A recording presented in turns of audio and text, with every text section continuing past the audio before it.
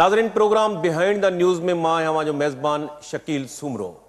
मुल्क के अंदर हलंदड़ सियासी बहरान ऐं उन खां बाद में जो मुआशी बहरान IMF से मुआहिदो न थी सघण सबब पैदा थो है। उन मुल्क में सियासी जो सूरताल है उनके अञा वधीक बहरानी शिकल में उनजो रुख जो है असां ॾिसण लाइ मिली रहियो आहे।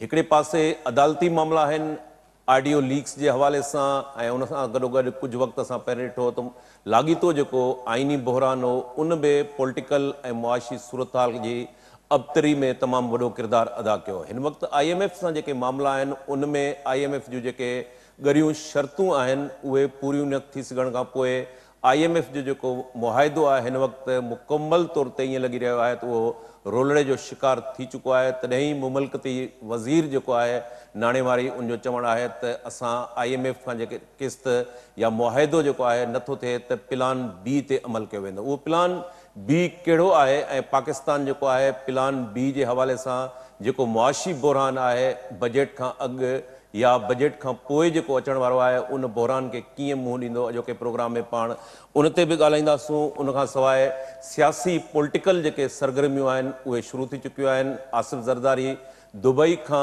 पाकिस्तान वापस पहुचण ते अॼु लाहौर में हुन जूं सरगर्मियूं आहिनि ऐं कुछ अहम जेके शख्सियतूं आहिनि उहे पीपल्स पार्टी में शमूलियत बि कंदियूं। उन सां गॾोगॾु जहांगीर तरीन ऐं अलीम ख़ान अॻु में ई सरगर्म आहिनि। इमरान इस्माइल ऐं फवाद चौधरी जो है उहे भी सरगर्म थी विया आहिनि। फवाद चौधरी जो चवण है त PDM के कंहिं भी सूरत में खुलियल गेम खेॾण न ॾिनी वेंदी ऐं हुन PDM के टारगेट किया है। ॾिसजे त मुख़्तलिफ़ जेके फॉरवर्ड ग्रुप आहिनि हिन वक्त ख़ासि तौर ते जेके PTI मां लाॻीतो इस्तीफ़ाऊं अची रहियूं आहिनि। कट टू साइज़ जी जेका पॉलिसी ते अमल कयो पियो वञे, छा उहा पॉलिसी जेका है उहा -1 फार्मूलो जो है वो इम्प्लीमेंट किया वेंदो ऐं उहो इम्प्लीमेंट तॾहिं थींदो जॾहिं इमरान ख़ान के माइनस किया वेंदो। इमरान ख़ान ऑडियो लीक्स के हवाले से जेके मुख़्तलिफ़ केसिस आहिनि उन हवाले से जेका कमीशन जोड़ी वही हुई उन कमीशन ख़ुद जेका 3 रुकनी चीफ जस्टिस की सरबराही में बेंच है उन ते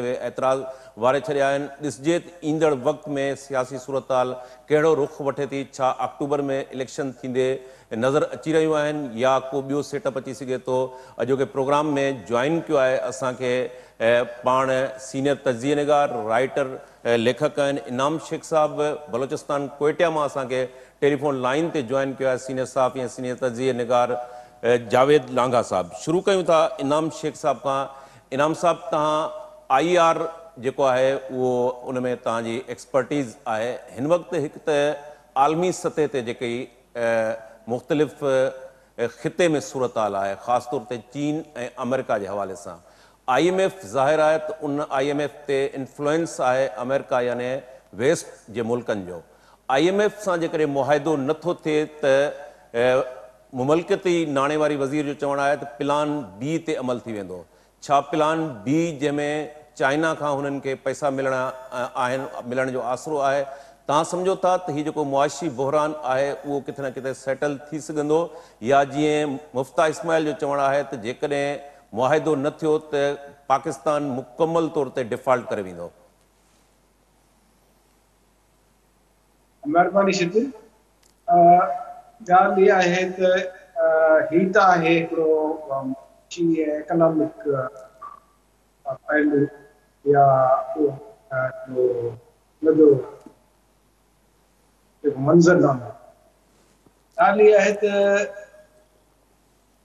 को बि मुल्क का बि जेका आहे सा रियासत जेसि ताईं सियासी तौर ते पकी पुख्ती न हूंदी उनजो जेके सिरिश्ता आहिनि सिस्टम्स हिन सही नमूने कमु न कंदा ऐं जेका हुकूमती रवैया आहिनि उहे ठीकु न हूंदा। हुकूमती मतिलबु इदारती रवैया उनजो कानून साज़ इदारा उनजी एडमिनिस्ट्रेशन उनजी जुडिशरी ऐं पाकिस्तान में वरी इज़ाफ़ी ॿियूं शयूं आहिनि मिलिट्री इस्टेब्लिशमेंट ऐं उन सां गॾोगॾु वरी हिकिड़ो जेको मीडिया आहे सहाफ़ी जेको गॾो आहे इहे सभु जेके स्टेक होल्डर्स आहिनि इन्हनि में जेसि ताईं का वॾो हिकिड़ो रिप्रोचमान न थींदो इन्हनि जे विच में का हिकिड़ी अंडरस्टैंडिंग क्रिएट न थींदी तेसि ताईं तव्हां भले केतिरो बि जेको आहे सो पैसा विझो, केतिरियूं बि एफर्ट्स कयो, केतिरा बि लोन्स वठो, तव्हांजो घुरण ख़तमु न थींदो। मूंखे हिन सुवाल जो जवाबु ॾियो त हिन महिल मुल्क में कंहिं बि हंध ते जेका मुल्क मुआशी हिकिड़ी बदहाली वारे बुरहान खे मुंहुं ॾेई रहियो आहे, कंहिं हंध ते तव्हांखे सीरियसनेस नज़र अचे थो? यानी सियासतदाननि हिकु हंधि वेही को हिकिड़ो अहिड़ो रुगो रियलाइज़ कयो आहे त मुल्क तमामु ख़तरे जे हालत में। काबीना जो जेको एॾो वॾी लांढ आहे उनखे ख़तमु करण जी कोशिशि कई आहे। ब्यूरोक्रेसी जा जेके ख़र्च आहिनि उन्हनि ते का रिस्ट्रिक्शन थी आहे। जॾहिं अरिड़हीं तरमीम खां पोइ सभु इंतिज़ाम सूबनि खे हलिया विया आहिनि त इहे 37 खां वठी 45 जेके खाता मर्कज़ वटि पिया आहिनि उन्हनि जी जस्टिफिकेशन कुझु रहे थी। मतिलबु किथे बि का सीरियसनेस कान्हे का। ऐं सेकंड जेको बी प्लान बी आहे उहो छा आहे? प्लान बी चाइना अवली ऑफर करे चुको आहे, पर उन जा बि एतिरा कड़ा शर्त आहिनि, उनमें बि एॾियूं वॾियूं ग्लिचिस आहिनि जेके पाकिस्तान जी मईशत ऐं पाकिस्तान जो सिस्टम जेको आहे उन्हनि खे अफोर्ड नथो करे सघे। अल्टीमेटली उहा ई सूरत हाल थींदी जेका इथोपिया में थी या जेका श्रीलंका में चाइना कई त तव्हांजूं मिल्कियतूं वॾियूं वॾियूं पोर्ट्स ॿिया टिया इहे पंहिंजे हथ करे ऐं डिफॉल्ट करण या कर्ज़नि जी अदायगी न करण जे सूरत में उहा ई हिते पाकिस्तान में हिकमत अमली दुहिराई वेंदी। पर पंहिंजे बिज़नेस जेको मॉडल आहे चाइना जो उन में हो बिल्कुलु बेरहम में रुथलेस। बाक़ी जेसि ताईं ॻाल्हि रही इंटरनेशनल एरिना जी रीजनलिज़म जी त उहो बिल्कुलु हिकिड़ी पाकिस्तान जी जेका स्टेब्लिशमेंट ऐं हुकूमत ॿई हिकिड़े मखमसे जो शिकार आहिनि त उहो आख़िर वञनि कान। जेकॾहिं वेस्ट सां हू पंहिंजा तालुकात साफ़ था कनि त जेके कर्ज़ आहिनि वेस्ट जा उन्हनि जी हाणे 4.5 बिलियन ईंदड़ महीने ॾेढ में हिननि खे किस्त अदा करणी आहे, उहा कीअं रीएडजस्ट थींदी? ऐं जेको IMF जो हिननि खे मिलियल आहे हिकिड़ो आसरो उनजो छा थींदो? त मां सम्झां थो इन सां गॾोगॾु तव्हां ॾिसो त जेका रीजनलिज़म इलाइक़ाई सूरत हाल आहे उनमें इंडिया चुप कई वेठो आहे। इंडिया जा जेके तव्हां जेके तजिया निगार जेके सोशल मीडिया ते उन्हनि जा एक्सपर्ट्स वेठा आहिनि उन्हनि खे तव्हां ॾिसो त उन्हनि खे का अनकंसर्न लॻा वेठा आहिनि। पाकिस्तान जो सियासी बहरान बज़ाते ख़ुदि एॾो वॾो आहे, उहो एतिरो वॾो डैमेज करे रहियो आहे कि ॿियनि खे कुझु करण जी ज़रूरत कान्हे। अमेरिकन्स जा पंहिंजा behind the curtain and on the table मुख़्तलिफ़ क़िस्म जा शर्त आहिनि जेके बि पाकिस्तान जे मञण जे लाइ मञणु तमामु ॾुखी ॻाल्हि आहिनि। इन सूरत हाल में सिर्फ़ु हिकिड़ो ई रस्तो प्लान सी खपे। बी प्लान हाणे कुझु कोन कंदो। प्लान सी आहे त तव्हां केतिरी सियासी रिकंसिलिएशन विदिन कंट्री कयो था, केतिरो पंहिंजे एक्सपेंडिचर्स खे कर्टेल कयो था, केतिरो पंहिंजी एक्सपोर्ट खे वधायो था ऐं केतिरो तव्हां पंहिंजे कर्ज़नि खे रिस्केड्यूल कराइण में कामयाब थियो था। सी प्लान में ई पाकिस्तान जे लाइ कुझु आसरो आहे। प्लान बी ऐं ए प्लान जेकॾहिं क़ाबिल क़बूल हुजे हा त हिन महिल ताईं काफ़ी हुन ते अमल दरामद थी चुको। जावेद, मुल्क जे अंदरि जेको पॉलिटिकल क्राइसिस आहे पाण मुख़्तलिफ़ वक़्तनि ते उन ते प्रोग्राम कंदा रहिया आहियूं ऐं हिन वक़्तु जेको इकनॉमिकल क्राइसिस आहे उहो ज़ाहिर आहे त मथां बजट बि अचणी आहे। उन में इकनॉमिकल क्राइसिस में असांखे आसरो हो त IMF सां मामला असांजा उहे सेटल थी वेंदा, पर हिन वक़्तु IMF जा जेके मामला आहिनि उहे मुकमल तौर ते रोलड़े जो शिकार आहिनि। एसि ताईं जेको IMF जूं स्टेटमेंट आहिनि उन स्टेटमेंट जे हवाले सां बि हितां जी गवर्नमेंट जो इहो आहे त उहे मामला जेके आहिनि ख़ुदि दाख़िली जेके पाकिस्तान जा मामला आहिनि उन में उन्हनि खे मुदाख़लत करार ॾिनो वियो आहे। प्लान बी जी बि ॻाल्हि कई वई ऐं इनाम साहब जो चवणु आहे त जेकॾहिं प्लान जेसि ताईं सी इम्प्लीमेंट नथो थिए तेसि ताईं हीउ जेको इकनॉमिकल क्राइसिस आहे ऐं पॉलिटिकल क्राइसिस इहो वधीक जेको आहे उहो इंतिहाई हिकिड़े अहिड़े फेज़ में हलियो वेंदो जितां वापसी नामुमकिन थी सघे थी। अवां कीअं ॾिसो था पॉलिटिकल डायलॉग जी सूरत नज़र नथी अचे, पर हिकिड़े पासे ॿियो जेको आहे त जहांगीर तरीन खे एक्टिव कयो वियो आहे। इमरान इस्माइल, फवाद चौधरी, मौलवी महमूद जैन कुझु ॾींहं अॻु में प्रेस कॉन्फ्रेंस कई ऐं सियासत तां दस्तबरदार थिया।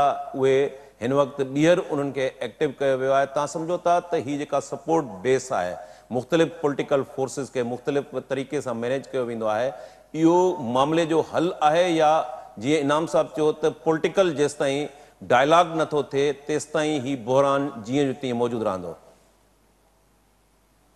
शकील, ॾिसो, ॿ क़िस्म जा पाकिस्तान में ट्रांज़िशन्स हिन वक़्तु हली रहिया आहिनि। हिकिड़ो जेको डोमेस्टिक पॉलिटिक्स आहे उनजो ट्रांज़िशन आहे, जंहिंमें हिकिड़ी जेका पार्टी आहे जंहिंजी मेकिंग में 22 साल 20 साल लॻा ऐं उनखे प्रोजेक्ट इमरान जे नाले सां लॉन्च कयो वियो। ज़ाहिर आहे उनजा हिकिड़ा पॉलिटिकल डिज़ाइन्स बि आहे उन में, ऐं इंटरनेशनल जेका पॉलिटिक्स आहे उन में बि उनजी अलाइनमेंट बि। इन करे उहो ऑर्डर जॾहिं टुटो आहे त तव्हां ॾिसो पिया त उनजा इंटरनेशनल जेके असांखे साइंस आहिनि उहे बि नज़र पियूं अचनि। ऐं पहिरियां त इमरान ख़ान जो जेको प्रीटेंड कयल हो पॉलिटिकल सिस्टम, उन मां ईअं पियो लॻो त इमरान जो जेको रोल आहे टोटली उहो एंटी अमेरिकन आहे ऐं एंटी इस्टेब्लिशमेंट आहे। पर इमरान ख़ान जे बदिजण खां पोइ जेके रिसेंट ईयर में जेके डेवलपमेंट थियूं आहिनि ऐं हाणे जेके ताज़ो जेके डेवलपमेंट थियूं आहिनि उन मां ईअं पियो लॻे त इमरान ख़ान जेको ज़ाहिरी तौरु जेका उन पॉलिटिकल लाइन हुई, उन जेका इनसाइड लाइन हुई, उहा बिल्कुलु उन प्रोग्राम जे न उकड़ हुई जेको उन एडॉप्ट कयो, यानी एंटी अमेरिकन जेको उनजो स्लोगन ऐं एंटी इस्टेब्लिशमेंट हो। ताज़ो हुनजी गिरफ़्तारी खां पोइ ऐं उनजी पार्टी में जेका तोड़ फोड़ आहे उन खां पोइ जेको आहे अमेरिकन सपोर्ट नज़र आई आहे, उन मां तव्हांखे सिग्निफिकेंटली लॻंदो हूंदो त हुनजा इनरोड्स जेके आहिनि उनजी पॉलिटिक्स जा मौजूदु आहिनि। हाणे ॿ ट्रांज़ेक्शन, हिकिड़ो इहो आहे त पाकिस्तान जे इंटरनेशनल ऑर्डर में मौजूदु हो, जीअं तव्हां इनाम साहिबु IMF जी ॻाल्हि कई त IMF हिकिड़ो जेको स्टाफ लेवल जेके हूंदा डायलॉग मुज़ाकरात उन्हनि ते पाकिस्तान खे कर्ज़ ॾींदो रहियो आहे ऐं कॾहिं बि एतिरा लिंगरान न थिया आहिनि। ऐं बज़ाहिर इमरान ख़ान जी जेका अॻूणी गवर्नमेंट हुई जंहिंखे सम्झो वियो त एंटी अमेरिकन आहे ऐं हुनजो लाइन जेका आहे उहा वेस्ट जे ऐं यूरोपी यूनियन जे ख़िलाफ़ु आहे ज़ाहिरी तौरु। उन सां IMF मुआदो करे पाकिस्तान जे प्रोग्राम में शामिलु करे छॾियो ऐं वायलेशन बि वेंदे वेंदे जेको तव्हांखे ख़बर आहे इमरान ख़ान कई, जॾहिं क़ीमतूं जेके तेल जूं हुननि घटाए छॾियूं IMF सां मुआदो करणु बावजूदि। ऐं हाणोकी हुकूमत मुंहिंजे ख़्याल में न चोटी जा ज़ोर लॻा आहिनि, नक रगड़ियो IMF वटि, हुनजी सभु जेकी कंडीशनलिटीज़ आहिनि, इवन एतिरे ताईं जो जेको इंटरनेशनल टेरर फाइनेंस जो मथां जेको पाकिस्तान जे मथां तलवार लटकियल हुई उहा बि रिमूव थी वई आहे। उन बावजूदि IMF पाकिस्तान खे कर्ज़ जी उहा किस्त ॾियण लाइ तयारु न हो। त तव्हां हिन मां इंटरनेशनल लाइनियूं सम्झी सघो था त अमेरिकन्स ऐं जेके दूरियूं IMF खे कंट्रोल कंदियूं आहिनि उहे पाकिस्तान खे पनिश करण पिया चाहिनि ऐं प्रेशर विझणु पिया चाहिनि। इन करे पाकिस्तान जी सॼी कोशिशुनि बावजूदि हुनखे कर्ज़ न मिली सघियो आहे। त मुंहिंजे ख़्याल में इहो सिग्निफिकेंट आहे, इहो हिकिड़ी आम ॻाल्हि तौरु न सम्झो वञे। अहिड़ी सूरत हाल में जिते पाकिस्तान में अंदरि डोमेस्टिक सरमाइल आहे, पाकिस्तान खे पैसनि जी ज़रूरत आहे ऐं तमामु घणो वक़्तु अॻु डिफॉल्ट जूं ॻाल्हियूं थी रहिया आहिनि, उते IMF तरफ़ां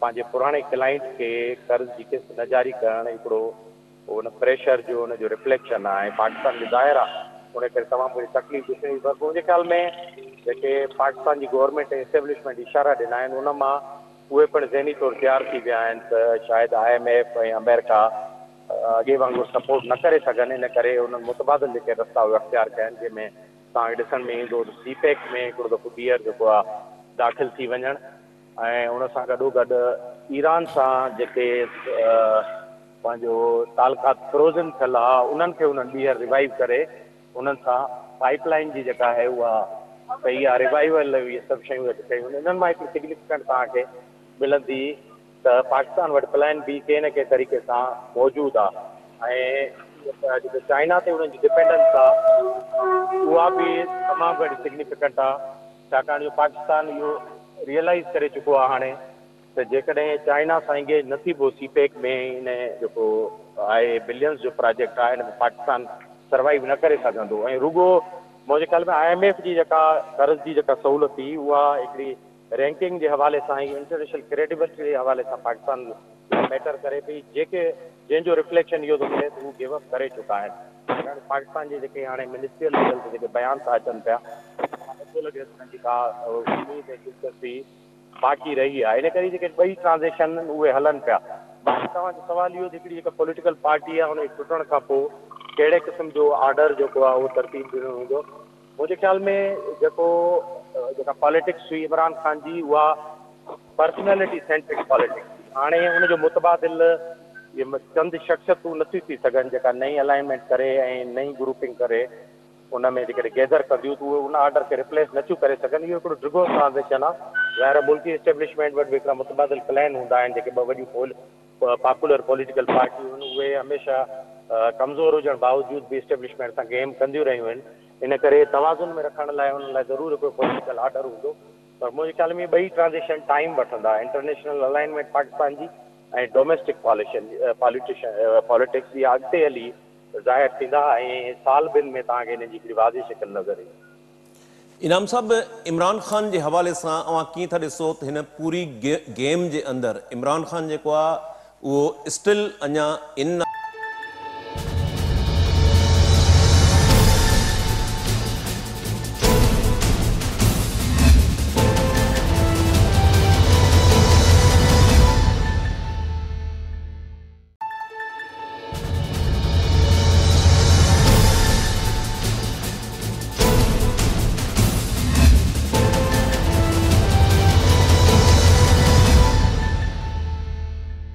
है या तव्हां सम्झो था त इमरान ख़ान जेको आहे उनजो चैप्टर आहिस्ते आहिस्ते क्लोज़ थियणु वञे पियो ऐं उनखे कीअं रिप्लेसमेंट तव्हां सम्झो था जहांगीर तरीन खे स्पेस ॾियारे या फवाद चौधरी इमरान इस्माइल खे स्पेस ॾियारे उहो स्पेस तव्हां सम्झो था त फिल थी सघे थो या पंजाब जे अंदरि हिन वक़्तु आसिफ ज़रदारी बि सरगर्म आहे PMLN जा उते पॉकेट्स रहिया आहिनि तमामु घणा सेंट्रल पंजाब जे अंदरि ही कट टू साइज़ जेकॾहिं माइनस इमरान ख़ान थिए थो तव्हां सम्झो था त इहो ईज़ीली उनखे ही जेके अल्टरनेट ग्रुप आहिनि उन सां उन ख़ाल खे भरे सघो।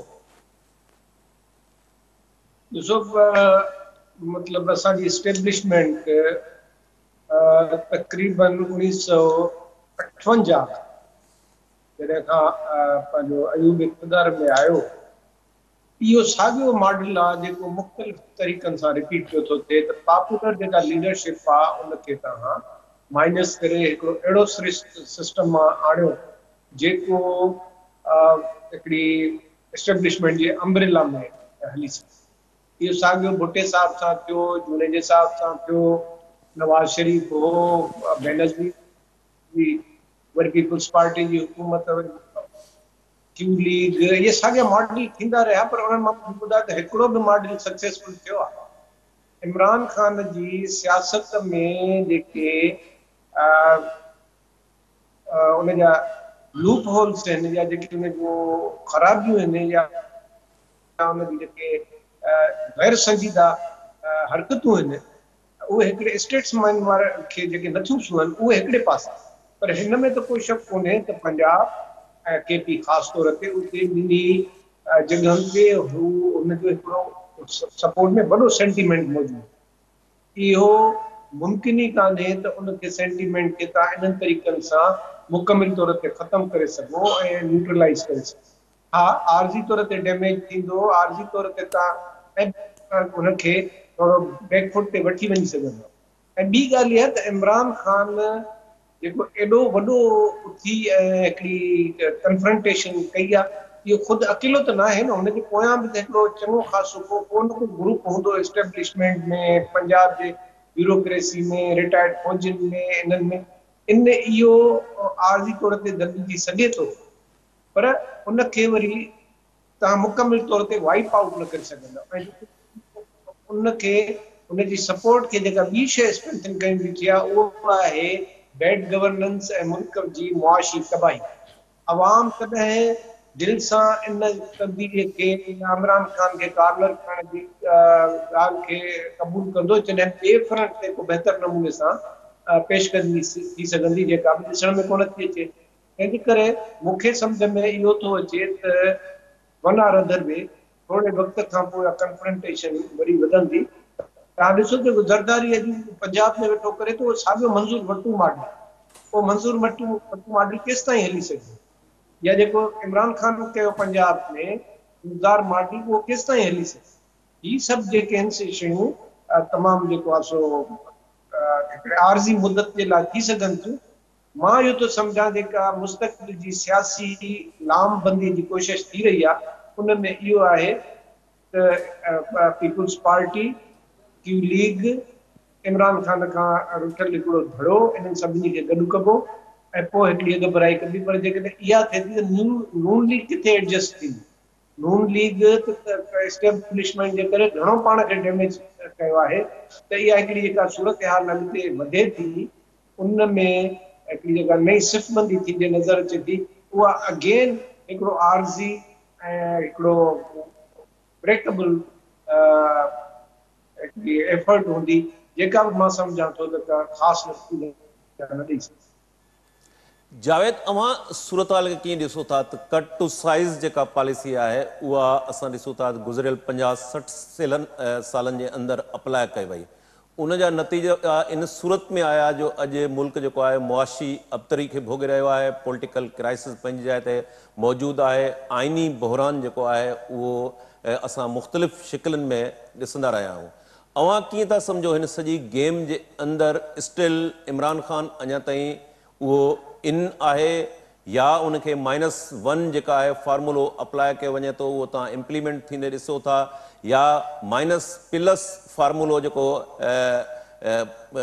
प्लस फार्मूलो आहे नवाज़ शरीफ़ जी सूरत में, उहो तव्हां कीअं लॻे थो त ख़ासि तौर ते जेको ही पाण मुरादो अपील वारो बिल मंज़ूर थियो आहे, उहो हाणे एक्ट थी चुको आहे, अपील जो हक़ मिली सघियो आहे।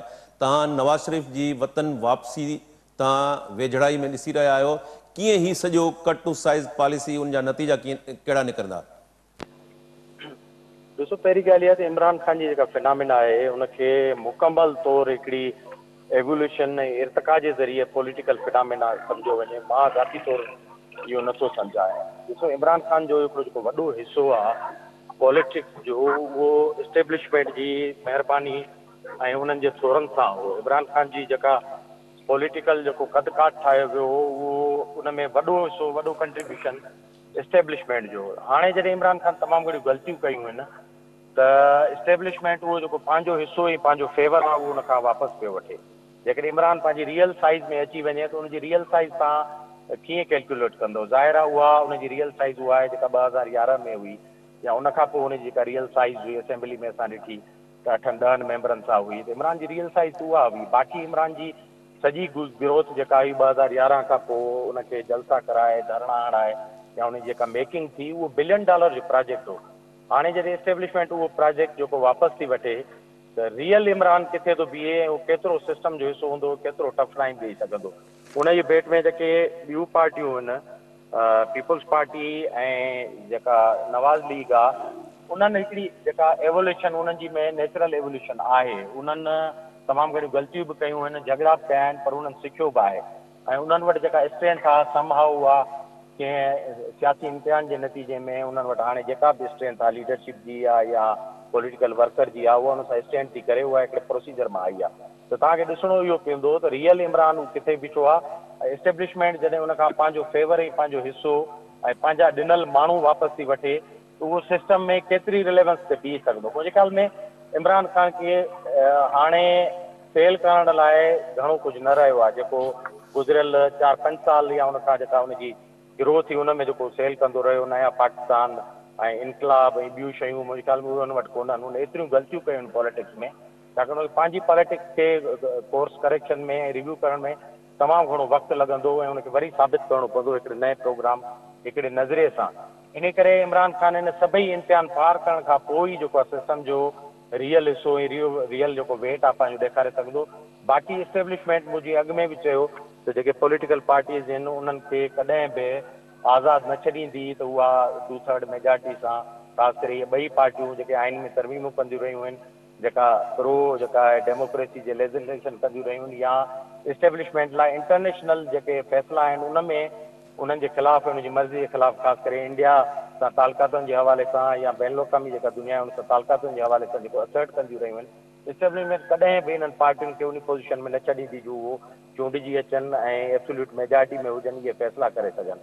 इन करे तव्हांखे जेका सॼी डेवलपमेंट नज़र अचे थी, जेके बि माण्हू इलेक्टेबल्स आहिनि ऐं सदाईं इस्टेब्लिशमेंट सां रहिया आहिनि, उहे कंहिं न कंहिं शिकिल में चौधरी शुजात जी में, जहांगीर तरीन जी में, या हाणे PTI जो जेको टुटल हिसो आहे उनजी सूरत में किथे न किथे सर्वाइव कंदे। ऐं चेक एंड बैलेंस लाइ इहे तव्हांखे असेंबली में बि नज़र ईंदा त जीअं जेकी पॉलिटिकल पार्टियूं सिस्टम जो हिसो आहिनि, इनखे किथे न किथे चेक में रखी सघिजे ऐं इनखे एब्सोल्यूट मेजॉरिटी ऐं एब्सोल्यूट जेको पावर आहे उहो कंहिं बि तरीक़े सां इंजॉय न करणु ॾिनो वञे। इमरान ख़ान जो केस अञा जेको आहे कुझु साल ऐं कुझु महीना अॻिते हली ज़ाहिर थींदो त हुनजो रियल जेको रोल आहे छा थो बीहे। बाक़ी पॉलिटिक्स मां प्लस ऐं माइनस जो जेके रांदि आहे उहा ज़ाहिर आहे जेके कंदा रहिया आहिनि उहे पंहिंजी मर्ज़ी सां ई कंदा आहिनि। ऐं हाणे बि असां जेको 2 महीननि ताईं इहो तसवर ई न पिए कयो त शायदि एॾी वॾी जेका आहे असां उखाड़ पचाड़ ऐं प्लस माइनस थींदी। पर इमरान ख़ान जूं जेको ग़लतियूं एडवेंचर आहिनि उन्हनि इन जेको आहे इनवाइट कयो आहे रेस जावेद ते प्लस कावड़ ऐं जेको आहे प्लस विरोध वन आहे फार्मूले establishment। तहत अवां ॾिसो था त नवाज़ शरीफ़ जी वतन वापसी, नवाज़ शरीफ़ इन सॼे गेम जे अंदरि ज़ाहिर आहे त उहो ॿाहिरि उतां वेही उहो पार्टी खे जेको आहे सॼो उनजी इंस्ट्रक्शन मिली रहिया आहिनि। वतन वापसी जे हवाले तव्हां सम्झो था त उहो अपील जी सूरत में जेको ही बिल आयो आहे नवाज़ शरीफ़ वतन वापसि ईंदो इलेक्शन खां अॻु में? चेंज जा इम्कान मौजूदु आहिनि। हिकु त जुडिशरी जो उहो हिसो जेको बज़ाहिर एंटी नवाज़ हो ऐं प्रो इमरान हू कमज़ोर थींदे असांखे नज़र पियो अचे। मुख़्तलिफ़ जेके हर ॾींहुं गुज़रण सां हुनजा फ़ैसिला रिमार्क्स या जेका हुनजी स्टैंडिंग आहे या जहिड़े सां डेवलपमेंट्स थियनि थियूं, मुंहिंजे ख़्याल में जेकॾहिं जुडिशरी में उहो हिसो न रहियो जो जन इमरान ख़ान खे अचण में मदद कई ऐं नवाज़ शरीफ़ खे कढण में पंहिंजो रोल अदा कयो ऐं उहो कमज़ोर थियो त कंहिं न कंहिं स्टेज ते इहो कानून जेको आहे उहो न सिर्फ़ु नवाज़ शरीफ़ पर अहिड़नि सभिनी माण्हुनि खे बशमूल जहांगीर तरीन उन्हनि खे अपील जे हक़ जे ज़रिए पॉलिटिक्स में हिकु ॿीहर एंट्री जो मौक़ो ॾींदो ऐं उनखां पोइ ई शयूं अनफोल्ड थींदियूं त इन्हनि जो ईंदड़ जेका पॉलिटिक्स आहे हुन में रोल जेको आहे नवाज़ शरीफ़ जो कहिड़ो थो बिहे। आया उहो वज़ीर आज़म जी सलाह लाइ कंटेंट थो करे या अची वेही करे पंहिंजी पार्टी खे संभाले ॿिए कंहिं लाइ रस्तो हमवार थो करे पियो। मुंहिंजे ख़्याल में हिन जो ज़रूरु फ़ाइदो हो हिन लेजिस्लेशन जो अपील जे हक़ सां पवंदो ऐं इन सूरत में जॾहिं उहे जजिस कमज़ोर थींदा जेके ज़ाहिरी तौरु सम्झो पियो वञे त एंटी नवाज़ हुआ। इनाम साहब, लाहौर जे अंदरि आसिफ ज़रदारी हिन वक़्तु मौजूदु आहे, यूसुफ रज़ा गेलानी सेनेटर जेको आहे ऐं नैयर बुखारी प्रेस कॉन्फ्रेंस बि कई आहे। उनजो इहो चवणु आहे त जेके PTI सां पॉलिटिकल डायलॉग थिया हुआ उनमें इहो तय थी चुको त बजट खां पोइ इलेक्शन जी तारीख़ मुक़ररु थी वेंदी। हींअर जेको लेटेस्ट पॉलिटिकल डेवलपमेंट्स थियूं आहिनि, अवां इलेक्शन अक्टूबर या नवंबर में ॾिसी रहिया आहियो या अवां सम्झो था त इलेक्शन जे बदिरां अल्टरनेट को ॿियो सेटअप जेको आहे उहो अची सघे थो, नेशनल गवर्नमेंट फॉर्म थी सघे थी? कीअं ॾिसो था अक्टूबर जी इलेक्शन जे हवाले सां सूरत हाल? ॾिसो, ॻाल्हि इहा आहे त इहो मुनसिर आहे त केतिरी हद ताईं इमरान ख़ान जी पार्टी डैमेज थी सघे थी, कंट्रोल में अची सघे थी। इस्टेब्लिशमेंट चाहींदी त जेका पॉपुलर सपोर्ट उहा कंहिं तरीक़े सां ख़तमु थिए ऐं उन सां गॾोगॾु माण्हू त हुन खां काफ़ी कढी विया। बाक़ी जावेद ॻाल्हि करे थो त इस्टेब्लिशमेंट इहो त हर सियासतदान सां साॻियो नुस्ख़ो आज़मायो आहे न। कहिड़ो सियासतदान आहे जंहिंखे इस्टेब्लिशमेंट सपोर्ट न कई हुजे ऐं उहो इक़्तिदार में आयो? ये आयो भी है तो मोहतरमा वो 1.5-2 साल हुकूमत, नवाज शरीफ जी 1.5-2 साल हुकूमत कन्फ्रंटेशन की सूरत में तो अंजाम इहो थियो आहे जेको इमरान खान जो थियो आहे। सवाल इहो आहे अहम त इमरान खान जेका पंहिंजी पॉपुलर सपोर्ट आहे वेदर उहा इंटेक्ट रखी सघे थो या नथो रखी सघे। नंबर 2 त हू इस्टेब्लिशमेंट सां जेको डैमेज थियो आहे उनजे रिलेशन्स में उनखे केतिरो रिपेयर करे सघे। नंबर 3 जेका पंजाब ऐं KP जे अंदरि हुनजा जेके मथे सतह ते सपोर्टर्स आहिनि उहो केतिरो हुनजे लाइ डिलीवर करे सघनि था। नेशनल ऐं रीजनल इंटरनेशनल पावर्स जेके आहिनि उहे कहिड़े क़िस्म जी मूवमेंट कनि था। सुभाणे सऊदी जेकॾहिं का इंटरफियरेंस करे थो, UAE करे थी ऐं at the behest of America कुझु थिए थो या चाइना कुझु करे त तव्हां पक सां नथा चई सघो विदिन फोर्टनाइट जेको आहे तमामु शयूं जेके आहिनि से उहे थी वेंदियूं, वाज़े थी वेंदियूं ऐं इलेक्शन कराइण खां सवाइ ॿियो को चाड़ो कोन्हे ऐं जेका इलेक्शन जे लाइ मैनोवरिंग आहे उन खां सवाइ को चाड़ो कोन्हे को। फ़िलहाल इहो थो ॾिसण में अचे त को अहिड़े क़िस्म जो जीअं मां तव्हांखे ॿुधायो त पीपुल्स पार्टी प्लस लीग प्लस कुझु पार्टियूं इहे हिकिड़ो मॉडल थी अॻिते अची सघनि थियूं। पर उन में इहो आहे त नून लीग किथे स्टैंड थी करे। हींअर नून लीग ऐं पीपुल्स पार्टी ॿ स्ट्रॉन्ग जेके आहिनि से थोरे वक़्त में कॉम्पिटेटर्स थी वेंदा। ये जेको ज़रदारी साहब पंजाब में इनरोड करे तो इनके केतिरो हद ताईं नून लीग बर्दाश्त करे सघंदी ऐं हिननि जे विच में जेको मौजूदा अंडरस्टैंडिंग आहे उहा केतिरी वधीक हली सघे थी। केपी में जेका सूरत हाल आहे मूंखे नथो लॻे त मौलाना फजल रहमान जेको कुझु हाणे खणी आयो आहे ओतिरो बि उतां खणी सघंदो। तंहिंजे करे हीअ हिन महिल सूरत हाल काफ़ी हिकिड़ी मुंझल आहे ऐं उन ते का ख़ासि हिकिड़ी जजमेंटल अप्रोच नथी रखी सघे, पर इहो ज़रूरु आहे त ॿियो को चारो कोन्हे त का न का हिकिड़ी इलेक्शन हिन ई साल थिए, पर ऐं उहा थींदी ईअं त ॾिसो था पाण जेका केयरटेकर गवर्नमेंट ठहंदी उन में जेको आहे सो जेका सूरत हाल इहा आहे त पंहिंजो हिज़्ब इख़्तिलाफ़ बि साॻी आहे त हिज़्ब इक़्तिदार बि साॻी आहे, यानी इन्हनि ऐं एस्टेब्लिशमेंट हुकूमत एस्टेब्लिशमेंट जे गॾियल राय सां उहा जेका केयरटेकर गवर्नमेंट ठहंदी ऐं केयरटेकर गवर्नमेंट खे उहो ई टास्क ॾिनो वेंदो जेको कोई मां मथे ॿुधायो आहे। हाणे इहो 15 ॾींहंनि जे अंदरि वाज़े थींदो त जेका नई हिकिड़ी नामबंदी थिए थी या नई जेका सिफ़बंदी थिए थी पंजाब जे ख़ासि तौर ते सियासत में, इन जो मॉडल या इन जो फेस कहिड़े तरीक़े जो बीहे थो, जीअं इहो वाज़े थींदो त फ्यूचर जी जेका सिनेरियो आहे उहो बि वाज़े। बिल्कुलु पंजाब जे अंदरि फ्यूचर जो सिनेरियो ऐं उन में मुख़्तलिफ़ जेके ग्रुप आहिनि मुस्लिम लीग नून ऐं उनखां सवाइ जहांगीर तरीन, अलीम ख़ान ऐं ताज़ो फवाद चौधरी, इमरान इस्माइल, मौलवी महमूद उहे बि सरगर्म थी विया आहिनि। आसिफ़ ज़रदारी उहो बि पंजाब जेको आहे पहुतो आहे ऐं उते पीपल्स पार्टी जो इजलास बि थियो आहे। ॾिसजे त ईंदड़ जेके पॉलिटिकल डेवलपमेंट्स आहिनि उन डेवलपमेंट्स खां पोइ जेका ईंदड़ इलेक्शन आहे उन इलेक्शन में कहिड़ो मंज़रनामो साम्हूं अचे थो, छा नवाज़ शरीफ़ जे जेका आहे वतन वापसी इलेक्शन खां अॻु में थींदी या ही जेको -1 फार्मूलो आहे इमरान ख़ान जी सूरत में कट टू साइज़ उहो इम्प्लीमेंट कीअं थींदो ऐं उनजा मजमूई तौर ते मुल्की सियासत ते कहिड़ा असर पवंदा, इहो ईंदड़ ॾींहंनि में अञा वधीक वाज़े थींदो आहे। हिते प्रोग्राम जो वक़्तु पुॼाणी खे पहुतो। इनाम शेख साहब, जावेद लांगा साहब, तव्हां ॿिन्ही महिमाननि जी महिरबानी। नाज़रीन, ईंदड़ प्रोग्राम ताईं पंहिंजे मेज़बान शकील सुमरो खे इजाज़त ॾींदा। अल्लाह भाई।